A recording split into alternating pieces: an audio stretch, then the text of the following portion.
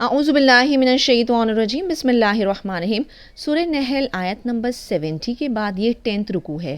واللہ فضل بعضکم علی بعض، اور اللہ اس نے فضیلت دی تم سب کو ایک دوسرے پر رزق میں۔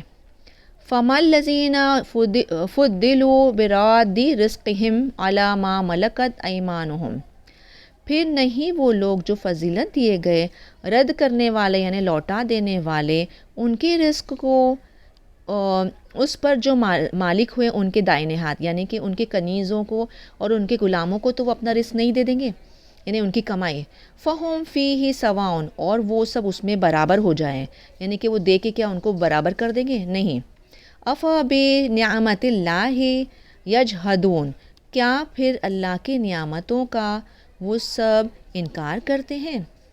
واللہ، اور اللہ جعل لکم من انفسکم ازواجا، اور اللہ اس نے بنا لیے تمہارے لیے تمہاری ہی جانوں سے جوڑے، وجعل لکم من ازواجکم بنین وحفادۃ، اور اس نے بنائے تمہارے لیے تمہارے جوڑوں میں سے بیٹے اور پوتے بھی، وَرَزَقَكُم مِّنَ الطَّيِّبَاتِ، اور اس نے رزق دیا تم سب کو پاکیزہ میں سے۔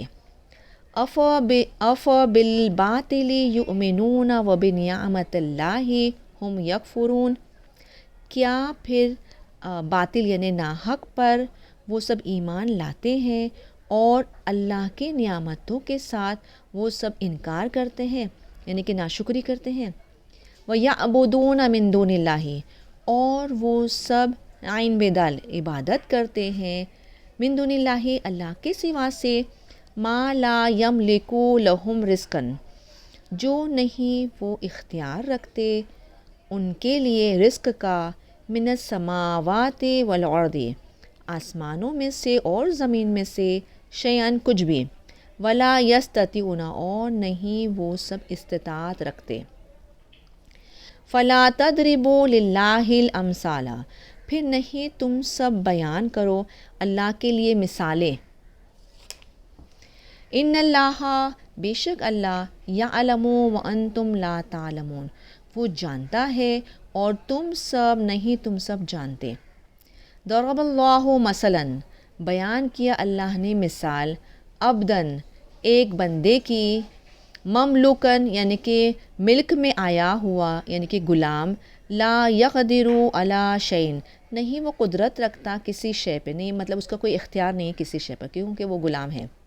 وَمَن رَزَقْنَاهُ، اور جس سے ہم نے رزق دیا اس کو، منا، ہمارے پاس سے، رزق حسنا، اچھا رزق، فَهُوَ يُنْفِقُ مِنْهُ، پھر وہ خرچ کرتا ہے اس میں سے، سرًا و جہرًا، چپکے سے اور ظاہراً بھی، هل یستوون، کیا وہ دونوں برابر ہیں؟